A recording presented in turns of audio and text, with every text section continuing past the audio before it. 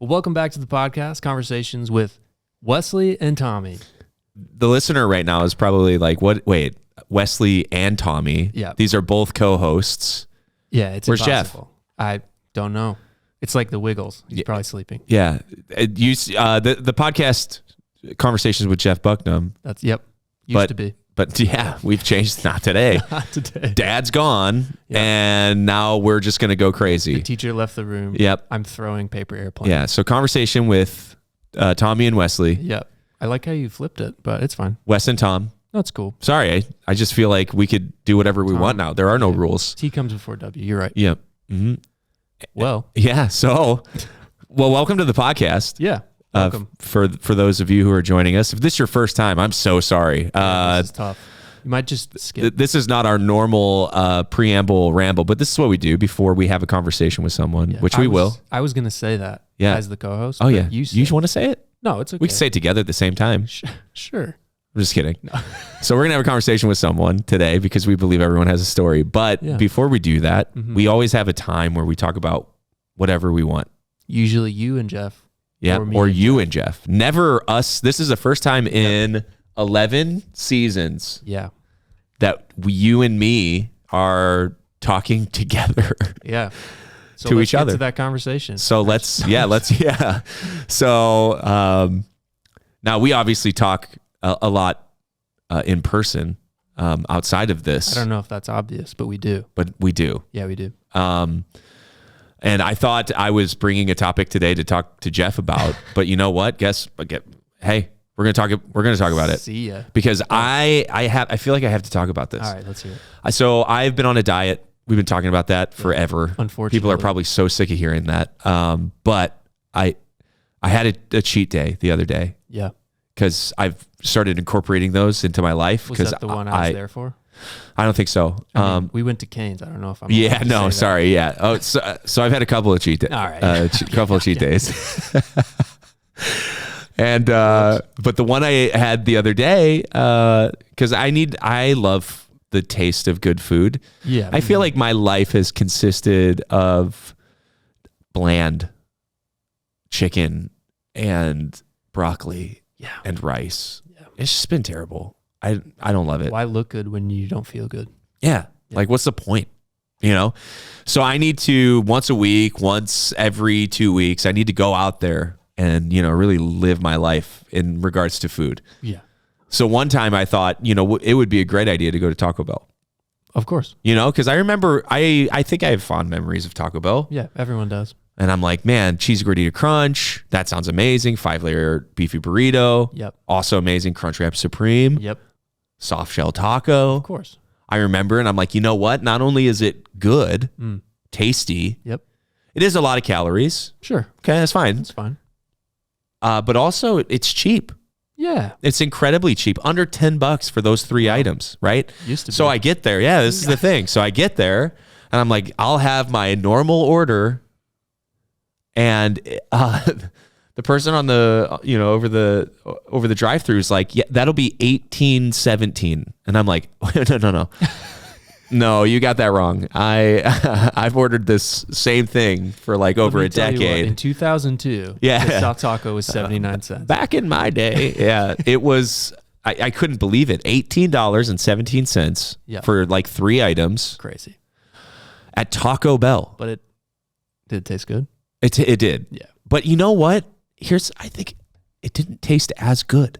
Yeah. Because it was so expensive. It's part of like the thrill of Taco Bell is you're like, oh man, I can't believe I got all of this for that price. Yeah, it tastes better. So I've heard that called the dollars to yums ratio.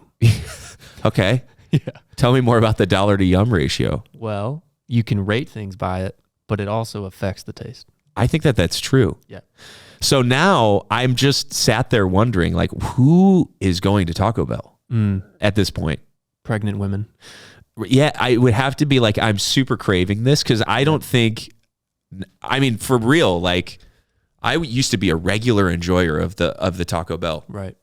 I don't think I'd go back. But it's not... Dave Ramsey would have my head if he knew that I was going to Taco Bell for $18.17. I mean, as long as you're not charging it, I'm sure you're fine. Yeah, if I'm not... I pay in cash. Cash is king. Yeah, cash only. Cash is king. It's not like Taco Bell got expensive and everything else is cheap.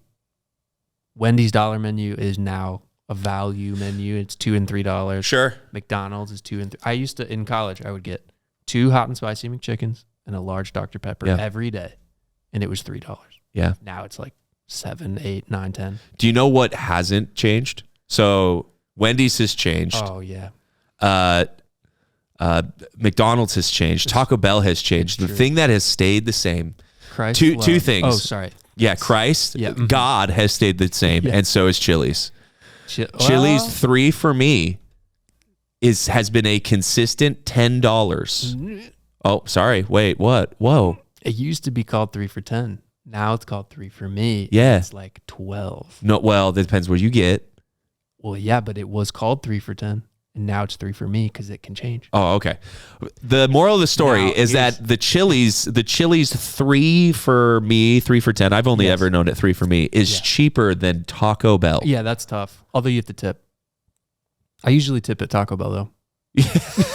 So thank you, sir, for they give you extra sauce if you tip at Taco Bell, so it's kind of worth it, Yeah. Do you remember the coin thing? Yeah, I do. I the thing that was you would have to catch it on the and you get a free taco if you did it once. You did? Yeah, on the bottom rung. Yeah. Yeah, I've thrown so many coins. Oh yeah.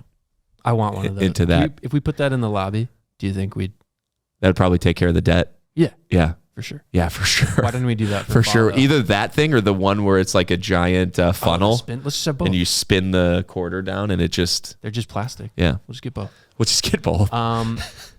Yeah. So Chili's, it did kind of change. Like okay. I said, it was all right. 11 little change though. Here's something that has never changed. Costco hot dog. Oh yeah. I mean, but yeah. I heard, I don't know if this is true.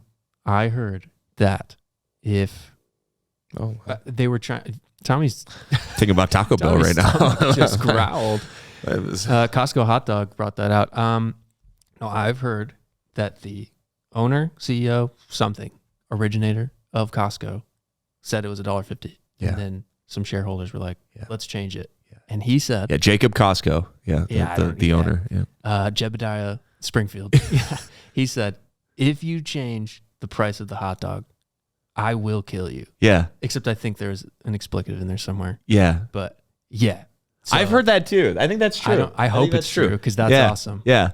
So, but then Sam's Club dropped theirs to $1.39, $1.40 something to beat Costco. Okay. Do you like Sam's or Costco better? Costco. Yeah. I'm a Kirkland Signature guy. Yeah. Yep. I like the Sam's Club experience, but I like the Costco hot dog, I think, better. Yeah. I like everything Kirkland better. Golf balls. That's just one thing. It's like literally one thing. It's like the only thing. I don't think they have Sam's Club golf balls, so I think yeah. So take that, Sam's Club. No, that is a funny story, and I hope it's true in the same way that I hope that the St. Nicholas story with Arius is true, that he punched him in the face at one of their council meetings. You ever hear that story? That's a fun one. Look it up. All right. It's a fun story. Is it true? Probably not. Probably not. But I like that. I hope that it is. That should be a continuing theme of stories that I hope are true. Yeah. On this podcast. Yeah. Hey, I heard this. I hope it's true. Yep. Tune in next time. Are we regular or are we coming to a close? We might be getting canceled. Okay. No, we're still going strong. We're still here. Hey, listen, tune in every week. Okay. Right. Come back next week. Yeah. It's going to be totally different. Completely. Jeff will probably be back. I hope. We think. Yeah. But is he in a coma? I know. Yeah, he's all right. He's okay. He's okay. Health-wise. Yeah. He's all right. He's sick of your attitude. Oh, yeah. He was sick of spending time with me. He's like, I literally can't do a podcast with you today. So 10 more minutes. 10 more minutes was it. That was just literally too much. So poor guy. With either of us, I think. Yeah. Because he could have done it with you. Yeah.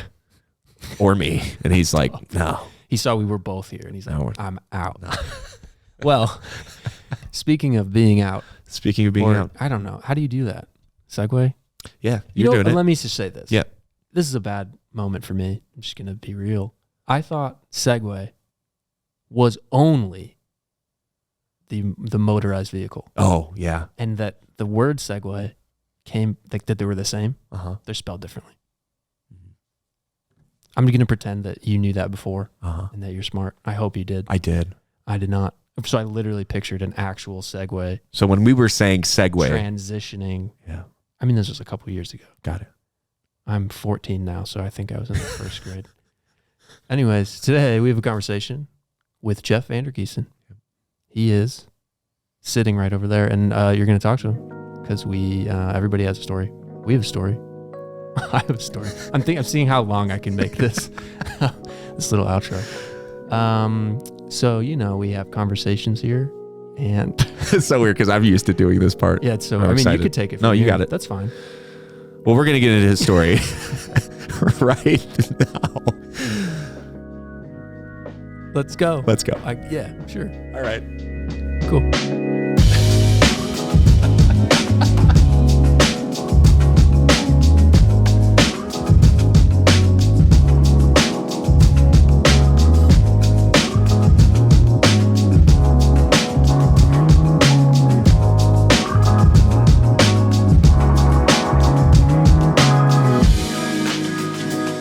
All right. Hey, Hello. Here we are. I'm not Jeff Bucknam. Nope. We've Pull a fast one on me. Yeah, pulled a fast one on you. Really, this was just a whole ploy for me to hang out with you. That's amazing. I was like, Jeff, listen. You could have just asked me. Yeah, I could have. I was like, should I text Jeff VanderGiessen or should I pull an elaborate prank in which I get him to come be on the podcast so we can hang out Here I am. together? What do you want? Well, this is a bit of a part 2 for you. Yeah. Because you were on season 3. Yeah.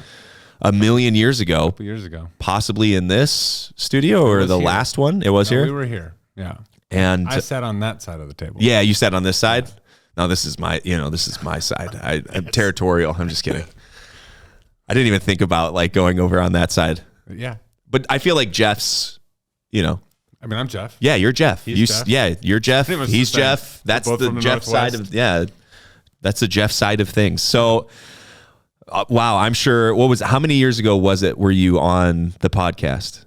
I believe it was the fall of 22. The fall of 22.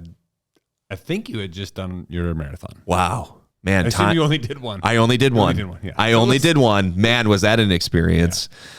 I think it was shortly after that. And boy, did I gain a lot of weight after that. Yeah. Yeah, fun stuff. Well, stop running 1 billion miles a week. Start to pack up. Like, I ran. I can eat whatever I want. Yeah, I can eat whatever I want. All the Taco Bell in all the world. Yeah, that didn't work out. That did not work out. But hey, I didn't run a marathon this time. You had a new role shortly after that. I did, yeah. Lot It all works together and makes it all happen. So, I mean, a lot in your life has moved and progressed since that conversation. So this is kind of like a coming back together and talking about, what is new in the life of Jeff VanderGiessen and family and ministry and business and all of the things that the Lord has been doing. But first, I want to ask you just a quick question. Yeah. I want you to answer the question, but then I want you to tell the people, kind of paint them a picture, if you will, of this magical place that both of us know in the land of Michigan called Northern Trails. If you know, you know. If you know, you know. Give us a little. So, when you're out in the middle of nowhere and you're just taking care of business, and then the sun goes down and you realize, man, I'm hungry. I haven't eaten anything. So you go foraging through the woods and you come out into a clearing and you see this building. It's very out of place. It's bigger than it should be. It's nicer than it should be. And you go in. It's very open. It's very big. It's like they built the building, but then they ran out of money to decorate the place. It's just very large, open This is the space. most accurate picture I've ever seen. You're immediately you go into the entrance and it's like, am I going to go right or am I going to go left? Yeah. There's no signs. There's no labeling. There's a gal maybe who's like, where do you want to sit? Well, I don't know. What's over here? It's very big. Yeah. And clearly one side is the bar. And that's where everybody is. Yeah. And then there's the other side. I work at a camp, so we go sit in the restaurants. Sure. And it's empty. But it's the same kitchen in the middle and this big opening. So it's a restaurant. And they're open pretty late, like 11 o'clock. It's great. Incredibly large menu for being in the middle of nowhere, and surprisingly good food. But you don't have to go far down the menu to find the best thing on the menu. Yeah. We agree on this. Totally. Most people would bring this to you for free. They charge $4. $4. Has inflation touched the price of this? Not that I know of. Oh, praise God. It's technically a side item. Mm-hmm. It's not an appetizer. Wow. But it's what you would refer to as the bread loaf. Yeah. And it comes out on a cutting board, its own cutting board. And it's a good sized loaf of bread. It is. It's more than one person should probably eat on their own. But I always order one for each person. Sure. It's got a knife like stabbed in the top of it. Yeah. And then this butter that's just I don't know where they get the butter. Magic. And the bread is so soft on the inside. Yep. And like really got the perfect like crust. Yeah. I mean, it's like you got to saw through the outside, but then it's just like straight through it. We really should bring in Northern Trail's bread loaf for communion. Yeah. This is what should happen. Wow. That's true. That was such an accurate description of like that whole process of Northern Trails to the restaurant. It is a restaurant. If you've never been up to camp, which I'm sure is probably, half of our 7 listeners. But if you haven't been up to camp, you what's camp? Yeah, what is camp? There's a camp in Newaygo, Michigan, called Camp Harvest, formerly owned by our church, now owned by Jeff, and there's it is truly in the middle of nowhere. You're out there. You're a half hour north of Grand Rapids. Yep. But then you turn off even the main highway and you're out there. You're in, down this kind Cell phone doesn't work well. Yeah. You lose the moment that you lose reception is when you see this restaurant. Yeah. And it's over. It's out there, but it has such a vibe. It does. You're right. You walk in and it's like really big. There's not a lot of options for food out there. Yeah. You go there, you go to the Driftwood Bar. Yep. Or you can go to the Red Anchor Inn. Yeah. And most of the stuff in Newaygo is closed. It's like closed by 5. It's like 5 o'clock town. Yeah. Although I have done some 1 a.m. Taco Bell runs. Oh, over in Newaygo. Newaygo, yeah. Not anymore. Too expensive. Goodness gracious. KFC. Yeah. Shared with KFC. Oh, gross. Yeah. Some poppers with you. It's like the Papa, or what is it? The shrimp place with the Taco Bell. Yeah, Long John Silver's. Yeah. And a nice taco to go with it. Shrimp it. Yeah. That's where they got fish tacos from, I think. That's so gross. Yeah, it's this eclectic restaurant that is, they have karaoke there too now, right? Northern Trails? Yeah. Yes. They got, sure. They've got a fantastic setup. I'm sure it's amazing too. Try not to go on that night.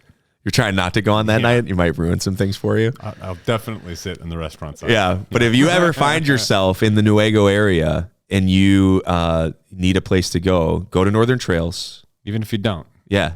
Go get the bread loaf. Yeah, this is a solid, if you're going through Michigan, I would take a 30-minute bypass through Michigan. Yeah, to get over to Northern Trails so that I could have the bread. It is truly an experience. Really every so often, I just send you a picture of the bread loaf. You do. You literally take a picture and send it to me with no words. Nothing needs to be said. Nothing needs to be said. It's true. It is a bonding experience. You're in the wrong place, and I'm in the right place. So, if you ever go and you have the bread, take a picture, send it to me and Jeff. There you go. You'll be part of the bread club. It's an exclusive club, but it's a good one. It's a good one to be part of.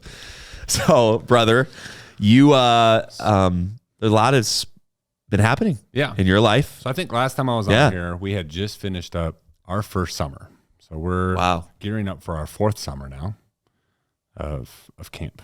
That's awesome. Yeah. We've learned some things. What have been the you don't have to go into the details, but what are some of those things that you feel like you guys have That Seen. we've seen, learned all the things. Man, we've learned so much.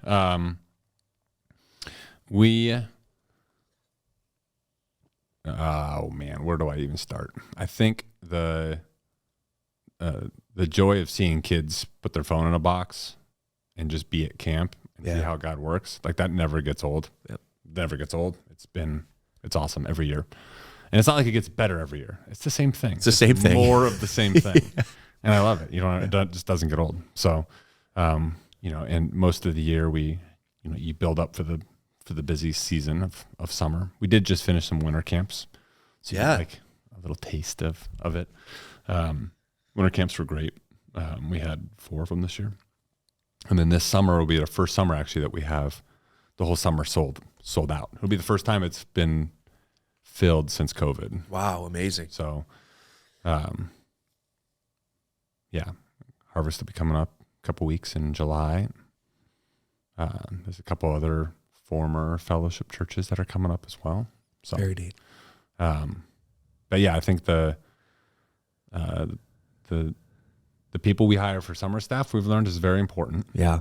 I think, in the first years, we were just happy to have people, and it turns out there's a difference between. You should be picky. You should find the right people who've got the right heart, not only to work hard and be able to do the long hours, but truly find a group of young adults that are excited to pour into kids. Yeah. And I think we're pretty excited about the team we're putting together this year. I know some people that are going up to camp staff this year, and they are pretty stellar people. Yeah, we got new program directors. We'll actually have, for the first year, we have dedicated program directors. Yeah, so for the people listening who maybe don't understand the camp world, I've been doing camp for years and years and years. Love camp ministry. It's one of, the phrase that we use all the time is, we see the Lord change, life after life, year after year. Like there truly is something really special about what the Lord does at camp. And specifically for us, it's been at Camp Harvest and it's amazing. And so what are kind of like the, when we think of camp, like what are some of those like program directors or director of camp? Some of the different roles and pieces. So we've got Brent and Denise that live up there. They live on property in that front gatehouse, if you've been there. And they're there year round. They're, absolute blessing. God brought them.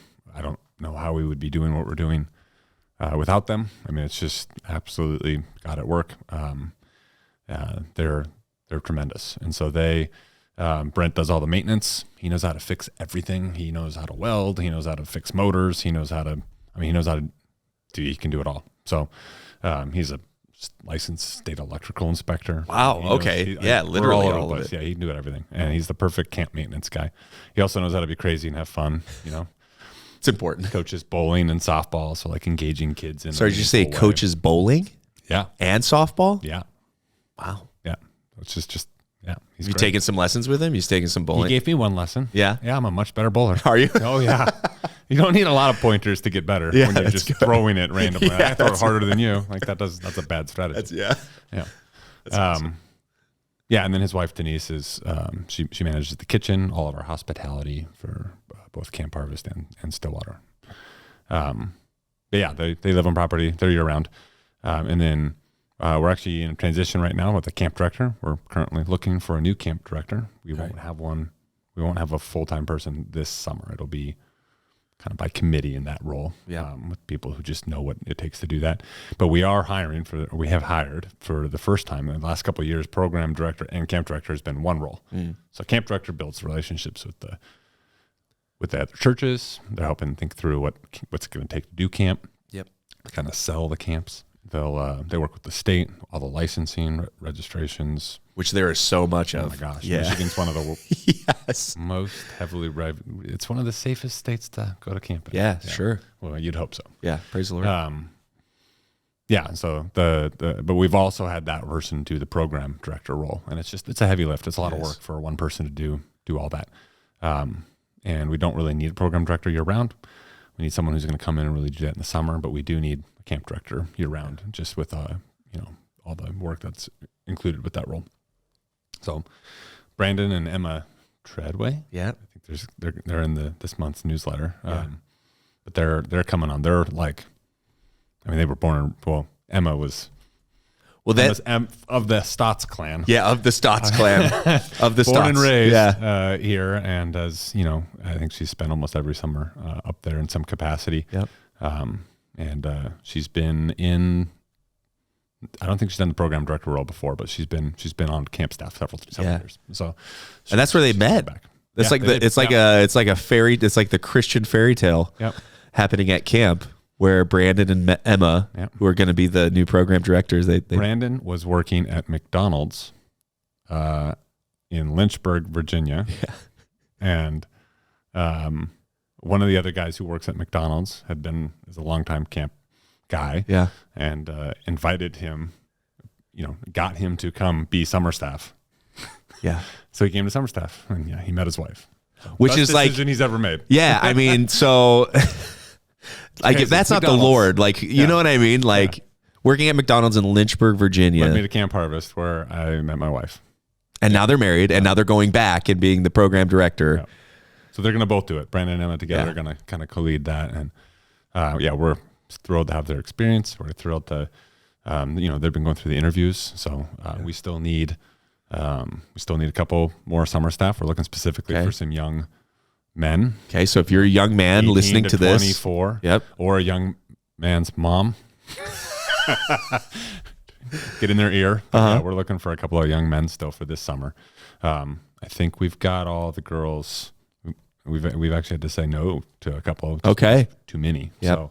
So, which is it's always hard to say no to somebody, because we want to include as many people in this ministry and work as we can. But we also have only so many beds in the girls' cabin. So totally gotta pay attention to that. So if you're a young guy listening to this right now, come on, get on it. This is your sign. You can meet your wife there.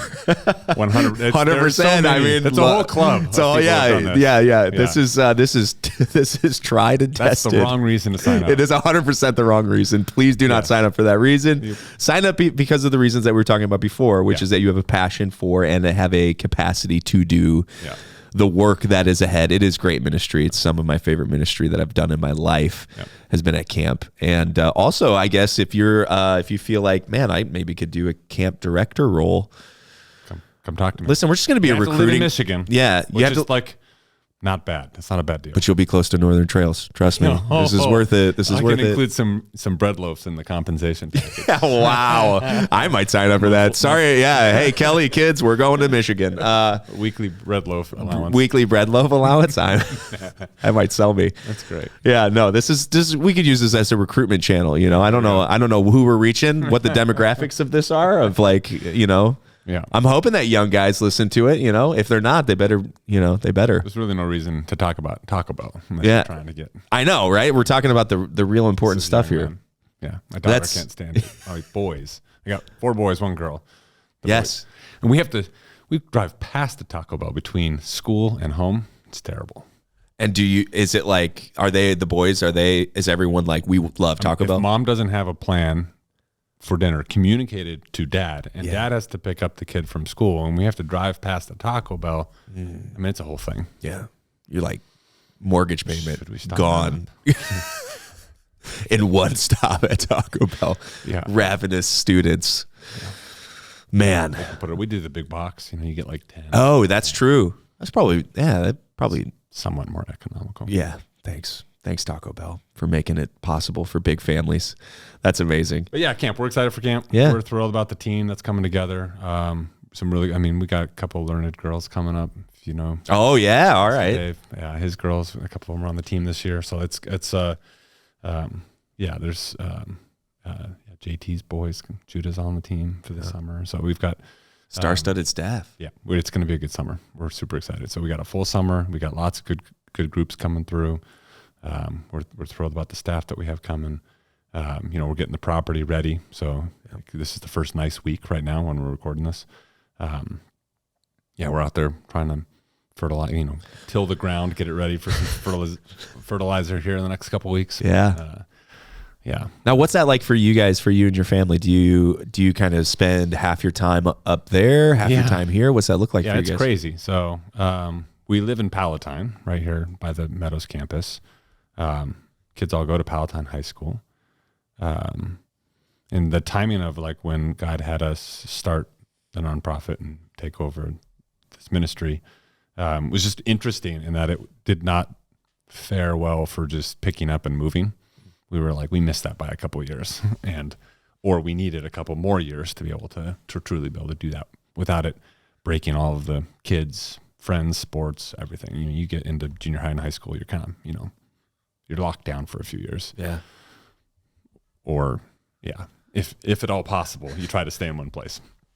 And so that's where we are. And so the first summer we had actually taken the whole family up.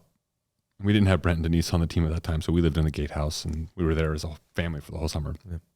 And that was awesome. Really cool experience for us as a family. We're all together. It's funny we didn't see each other a whole lot, just because because camp. You're just crazy. Yeah, you're all over the place. Like the sun comes up and you go work, and then the sun comes down and you go to bed. Yeah. It's just sort of, you don't know what day of the week it is. Rinse and repeat. You don't know what time it is. I'm hungry, go find food. Yeah. Yeah. If there's a camping session, you just go find leftovers in the fridge. But that was the first summer. The last 2 summers have been more, I've been up there pretty much the entire summer.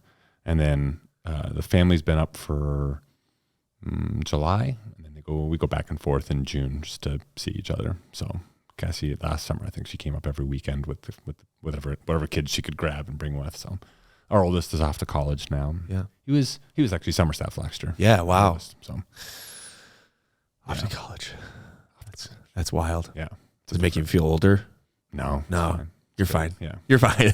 Everything's fine. He's ready for it. Yeah, that's good. It's fun to see. It's fun to see your own kids, but it's fun to see people at all levels, like step into the next thing that they're ready for. Yeah. So, that's really awesome. Yeah. What, now you probably 3 years ago when you were here last time, you finished that first year of summer camp ministry, and you also had, Stillwater. Yeah. We started. Yeah. I mean, we were just starting with that. Yeah. So, talk a little bit about the Camp Harvest. Yeah. Like, I would expect a lot of people who listen to this podcast to know Camp Harvest. Yeah, you better. If you don't, pretty rich history. Get there. If you don't, come on up. Come on. We'll put you to work. And so, that was continuing a ministry that was 20 years in. Yep. And trying to,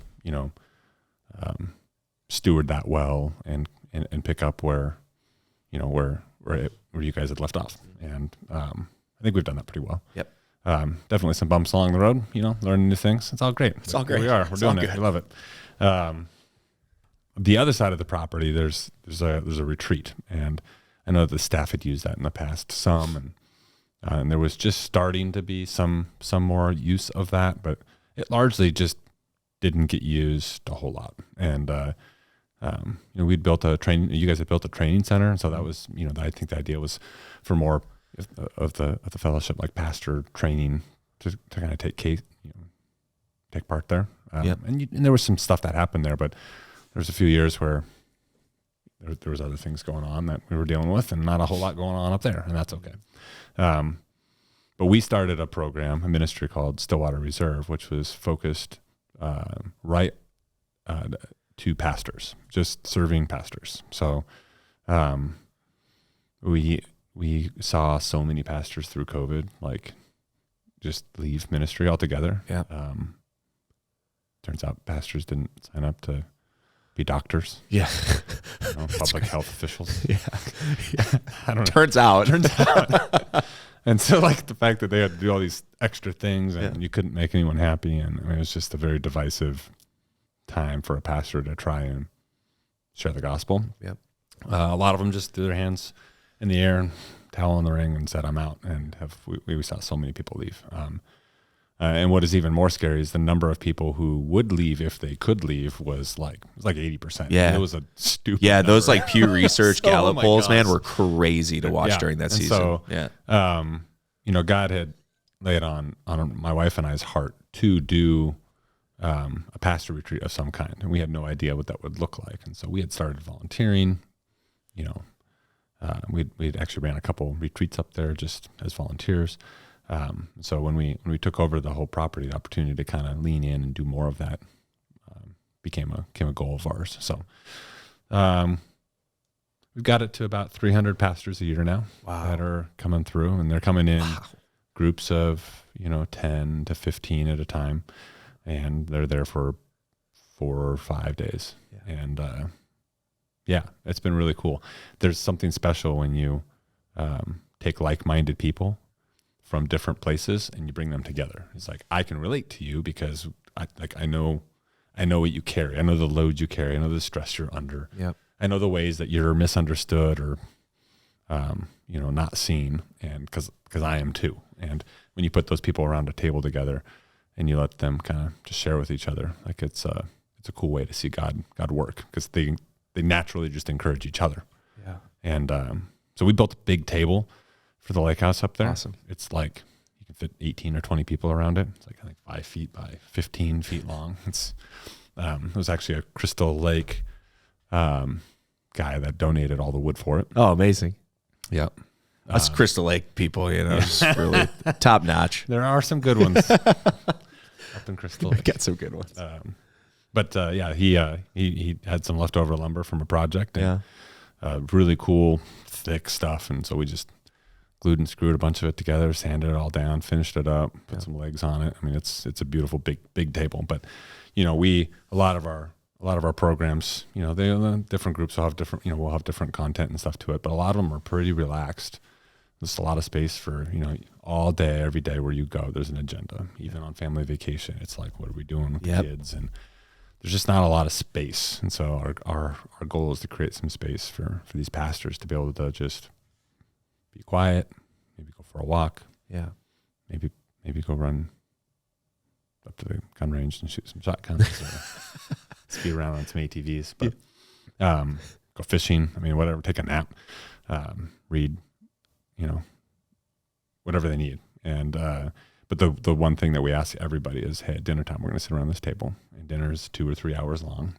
We're going to ask a very simple question of how you're doing, in different contexts, but every night's a different question, and we'll go all the way around the table, and everybody will share kind of their piece. And, you'll have a couple people who just sort of say their thing and get out. Yeah. And then somebody will open up and be vulnerable and be honest. And it changes the whole week. It changes everything. Yeah. And everybody else is willing to go. I mean, the quicker someone can be, I think as Christ followers in safe environments, the quicker we can get to a place of being vulnerable with one another, the quicker and deeper and more meaningful I think we can see God work. And because, when we're all tight and, not willing to open up to one another, like nothing happens. Yeah. Right. And so when you get some pastors who are willing to just be like, I'm really struggling in this way, or this just happened, or my wife just died, or whatever.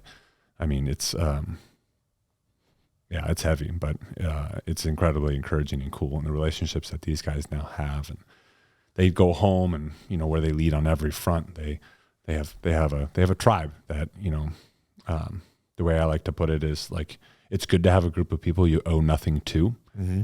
And most people who have normal jobs, like this is a normal thing. Like you go home and it's different than they don't know what you do at work or care. But when you're a pastor, you lead in almost you walk in the room and people are like, oh, that's the pastor. You go to the grocery store, oh, that's the pastor. You're at the sporting event at school, it's the pastor. Like everywhere you go, you have this, there's no 9 to 5 in that role. And so the ability to find a group of people you can trust and put your guard down and be vulnerable with and not have, and have it go well it's just hard to find that specifically for pastors. It's really difficult. Yeah. So, we'd love to be able to be part of the solution where guys can find that community, because it's healthy, it's good. I think it brings God glory to see those guys be encouraged. So there's one type of group we run it about 4 to 6 times a year, where it's a lot more content. So some guys won't come out just for rest because how do I justify that to my wife? Yeah.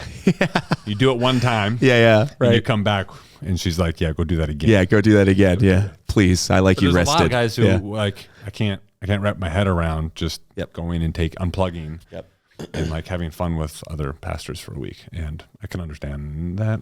They're wrong. It's okay. Yeah, it's okay. But in order to kind of engage even some guys that struggle with wrapping their head around that, like we've got these other groups where we get to, it's a lot more content. It's, what are some of the practical things you're hitting your head on, or where's your church stuck, or how are you handling this situation in your church, or this topic in culture from the pulpit or not from the pulpit. Yeah. And all the nuance of church, right? And just sort of the brass tacks of it all. And but what we do on the second night is it's a worship service that we put together, and there's communion involved and some other pieces. And we put pretty extensive work into actually going back into their lives and finding people, maybe people they haven't talked to in years, that love them. And there's handwritten notes. Wow. And it's a pile of them. And we give them to them. They have no idea. And so it's about two hours. It's about 2 hours of worshiping and communion, and then just reading these notes of encouragement from people they wouldn't expect. And it's pretty cool. Yeah. Because like, when's the last time someone's done that for any of us? Like that's like the level of thoughtfulness from all those people to stop. And you guys are the ones that kind of go in and do all of that work of getting those people sending. Yeah, that's it's awesome. Actually Amplio that goes. Oh, it is. All that. Yeah. It's a small team that tackles all of that stuff. That's cool because camp doesn't have the resources to do anything like that. But it is. It's really cool. Those are some of my favorite nights. I mean, they're super special. I was going to ask you, when like, you what wake up and like breakfast the next morning. Totally, the tone and between everybody is entirely different than dinner the night before. 100%. You watch. It's the same thing as camp. You got your phone in a box for a week, and like 2, 3, 4 days, like you start to see them. Day 3 or night 3 is always my favorite night, and morning 4 is always my favorite morning. And so I was going to ask you, like, what's your favorite, like, in that season with those, with those guys you're walking through? Do you have like a favorite day? Yeah. So it's the second night. For that one, for those groups, it's that second night, hands down. The rest of them, it's probably like the third night. Yeah. Just because you've got far enough in that that's where you get to do some heavy lifting. And that's the one that's a little less programmed. There's not as much activity happening, but do you see, like, over time, are guys just barriers are coming down? Is shared around that dinner table. I mean, guys will follow back up with that around the fire pit, later that day or the next day. Yeah, wow. But the trust and the relationship, it's built by that third night. It's pretty great. But they don't have an eye on packing and getting out the door and logistics for going home tomorrow yet. Right. Yeah. The going home hasn't like hit quite as hard yet. Yeah. But no, it's been a beautiful thing up there. I mean, that's wild. So you said 300. Yeah, and we have the facilities up there will pretty easily allow us to facilitate 1,000 pastors a year. And we know 1,000 pastors a year. Yeah. So we see it growing to that. So the finance piece of it is what we're working on. Sure. But, it's as we can continue to grow in our financial means, we will be able to continue to do more and more of those pastor treats. So a lot of that. I mean, we don't have any. We did 300 pastors last year, and we have no dedicated staff to Stillwater. Sure. So it's like me going up for a few days. Yeah, right. And leading it. Or so pulling volunteers. Yeah, I mean, this is a guy named Greg Romack. Yeah. Greg, Aurora campus. Not Crystal Lake. It's hey, great. Greg, I mean, fellow corn lovers. Greg has been. He'll take a week off of work. He'll do it a couple times a year, and he comes up and he just serves the pastors. Yeah. So, finding guys like that has been. I mean, it's been a blessing to be able to put together the teams and be able to serve that many pastors. I mean, it's a lot of food. It's a lot of it's a lot of details. We don't let them lift a finger. They're not washing a dish. They're doing nothing. Wow. Nothing. It's great. So, I mean, obviously, like, you are super passionate about this. Like, you're giving your life to it. You're giving a significant amount of your time to it. I mean, you're staffing out campside so that can go and run smooth, and not staffing out this side yet. but just giving of your time and getting others around you. Yeah. So what kind of drew this passion and desire and so ministry out in you? I spent my 20s working for a church in Seattle called Mars Hill. Very similar to. Oh, I've heard about that church. Yeah, very similar church to Harvest in so many ways. Yeah. Many are beautiful, and many are painful. But it's very, very, very much cut from the same cloth, is what I would say. And I worked on staff there for 8 years. I got to do a cool job in finding buildings and turning them into churches. Did that for them 24 times up and down the West Coast. So I lived in ministry. I lived it. I know the grind. I was never the pastor who had to lead the entire congregation or preach on a Sunday, but carried plenty of weight and walked in those shoes. I saw it over and over again, sort of the burnout that can come from being in ministry. I spent all my 30s building a company that did that type of development work for churches all over the country. So I'm through Amplio, do a lot of audio, video, lighting projects. We do coaching, strategic planning, capital campaigns as well. And the number of times we've helped a church get clear on a vision, raise money, go do the project, and what's beautiful about all of that is you align so many people towards the same mission, which you don't do that without God working in every single person's life. So this is discipleship. Being able to go through that whole phase and process is discipleship for everybody involved. It's beautiful to be able to be a part of that. But as soon as you get done with the building, the number of guys that have just quit, disqualified themselves, leave ministry in some capacity, we did all of we're now at day. This is day 0. Here's the keys to the building. Now we get to go do all of this ministry for the next 20 years, right?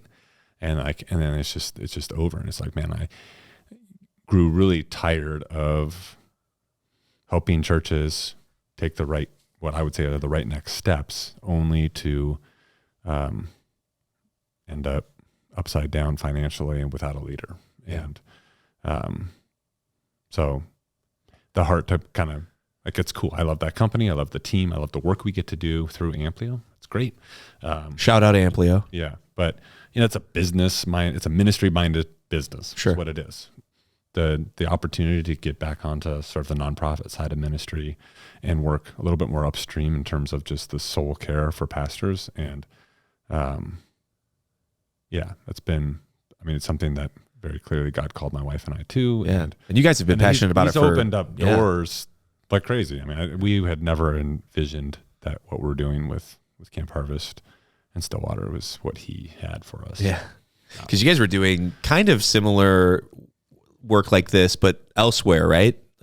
You were involved in retreats. Yeah, I had attended some different programs. I had done different things. And there was a moment where God called my wife and I to do this work. Yeah. Kind of through COVID, but we very much were okay with a call doesn't mean I go do it tomorrow. Yeah, right. It just means that I'm comfortable that when God says now is the time, yeah. I can say yes and go.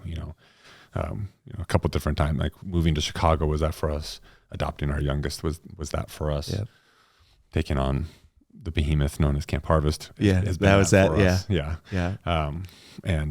But the call and the actual opportunity they're always removed. So we were very comfortable with, after the kids are gone and business is at a point where we don't need to be involved anymore, and that we'd go do this. This would be the thing we do later, right? Yeah. And then it's less than a year later. Yeah, the Lord's how about now? Yeah. Well, it's I'll help volunteer. And then it was no. Now I'm doing it. You're doing it. Just going to do this. Yeah. Thing. Yeah.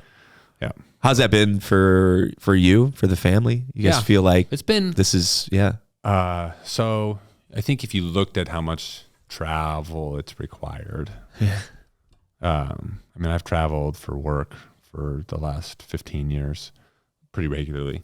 But the trips are always 2 days, 3 days, and camp trips are usually a week. Yeah. And that's a whole different thing. It's a whole different beast. And I think if you look at it all, you'd probably be a little concerned. Like that's a lot of travel. Yeah, you're gone quite a bit. But I say that not to for no reason other than God's grace has been so sufficient for our family. Like Good. If you were to come inside our home and see the relationships, you'd be like, I don't understand how this goes together. But we just make the most of it. There's if a kid can come with me, I take them up, and we get a lot of one-on-one, two-on-one time. So winter camps, the kids all came up and they're cleaning bathhouses and they're helping. And we've tried to be really careful to not like push it on them, because it could really quickly become something that they resent. Totally. And but they don't. I mean, God's given them the joy to do that work. And when it comes to like serving and working up a camp, they don't complain. They sometimes it doesn't work out for them to come out. And we just or maybe they don't feel like it, or there's something else they want to do here. We don't make a big deal about it. My wife's mom actually lives right here. She attends here. She does the garden ministry out back here. Come on, let's go. Yeah. So Marianne lives real close to us, and she's been wonderful to take. The kids can go stay with her if we need to kind of divide and conquer. And Cassie can come up sometimes. So it's been just all over the place, very loose, flexible. Yeah. That's not the speed that a lot of families choose, but for us, we're just crazy. We're all over the place, and but we're never too busy just to stop and play, game of cards or, One of the things that we decided a long, long time ago, maybe this is a good segue. Yeah.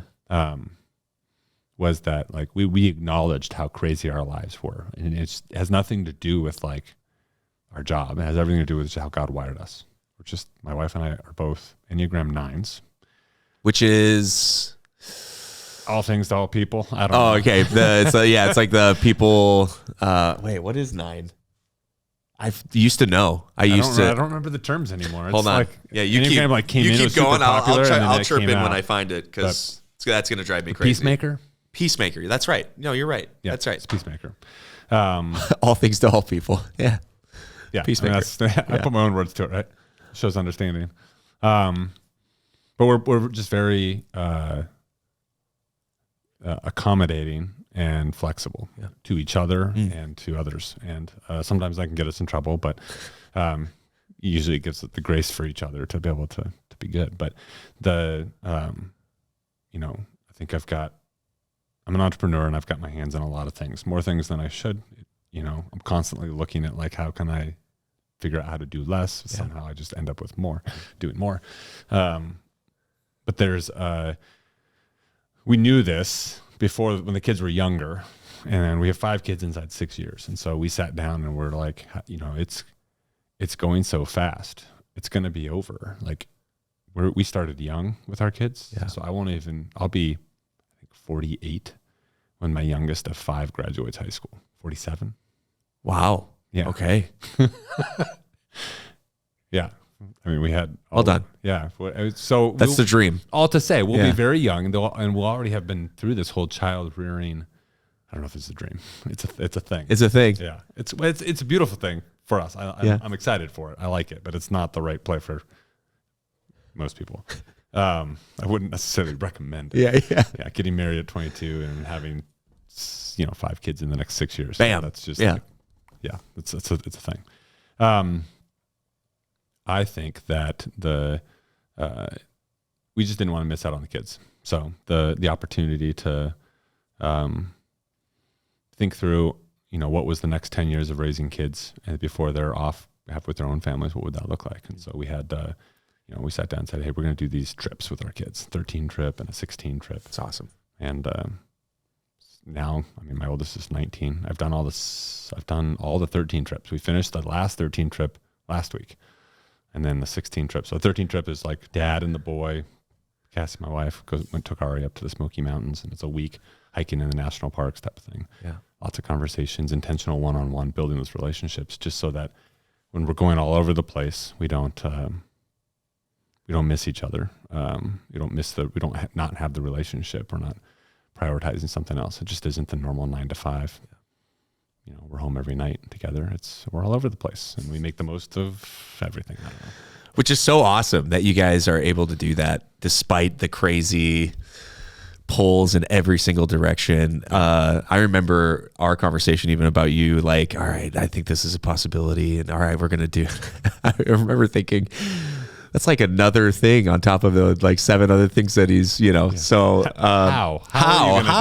But the Lord finds a way, doesn't he? And Absolutely. and he's doing. I mean, just even hearing that number of, I remember when it first started happening and it was 0 and now it's 300. I mean, thinking about that impact in the lives of pastors, and not only that, but then you've got the other side with all the kids going in camp, and I have heard just the raving, of camp is awesome. There's something cool happening in the youth ministry here. Yeah.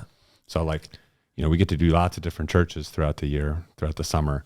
And it's been cool to watch the last 3-4 years of like what's having a pulse on kind of like, where's the youth ministry in Harvest Bible Chapel in Chicago? Like how's it doing? And it wasn't bad a couple of years ago. No, you did all right. Oh, thanks, brother.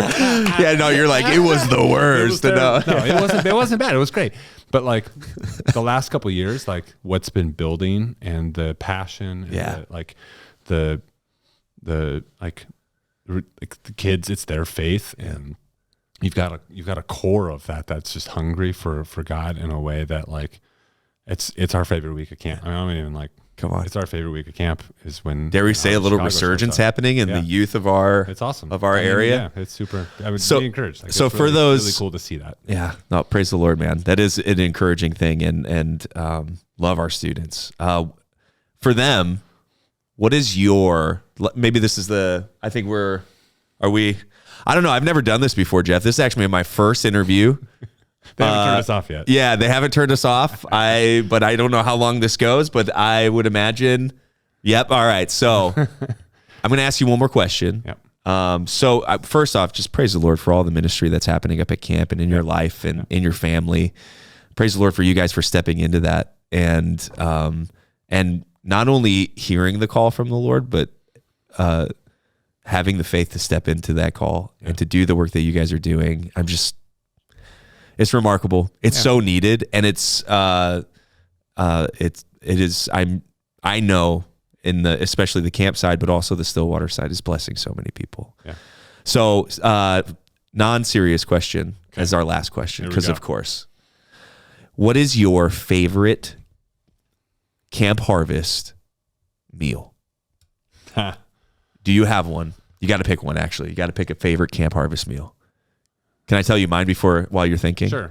I don't know if you guys do it anymore. It's been a while since I've been there. Okay. So I'll be back once Zion. Denise has done a really good job of. I'm sure. I'll be back there once Zion gets into junior high. Okay. So I'll be back in student ministry. Can't keep me out. A couple years, right? I'll be back. Yeah. 2, 1 next year. Oh, he's that old already? Yeah. Oh my gosh. We're over. So my favorite was chicken dip.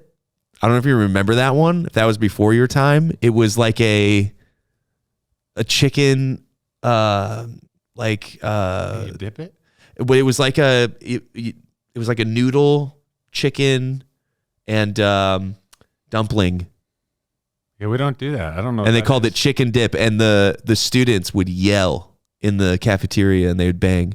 They just go chicken dip, chicken dip, and they would just chant it over and over again. That was my favorite meal. Well, I need someone. Not so much for the taste. The taste was. Oh, wasn't that good? It was a solid 6 out of 5. Okay. Middle, but the chanting was, I think, really wanted it. Yeah, the people. We did beanies and weenies once. Oh, that's the greatest. Yeah, it's like we'll never do it again. Yeah, it was like we've never had a meal that was like thrown back at us like that. Beanies and weenies. Yeah, it was. They took the leftovers and made camp games in the basement. Yeah. Oh, naturally. Yeah. So your favorite? My got it? It's probably the meatballs. They do like a spaghetti meatball one Okay. night, and it's just great. It's good. I like it. I'll actually eat that every time I see it. All right. Some meals there you have it. Over again, you can't do it. Students, if you're listening to this and you hear that and you agree with that, you're like, yeah, that is a good meal. Just send us an email or something. There we go. Talk to Jeff. Give him a thumbs up next time you see him. Thanks for being here, Jeff. Yeah. Thanks for sharing your story and sharing what the Lord's doing in your life and in your ministry. We're praying for you and excited. And any young men out there, remember, sign up, man. Get on, put in an application. Come on up. Become a disciple-making disciple, and eat some beanies and weenies, bro. It's going to be an amazing time. Some chicken dip. Yes. No more. It's a joke now. Yes. Well, thank you, brother. Thank you. It's good to talk with you. And likewise. And thanks for being here. Take care. All right. Take care. Bye, everyone. I don't know how Jeff ends those things. How does he end them? I'm just going to keep, We'll see you next time.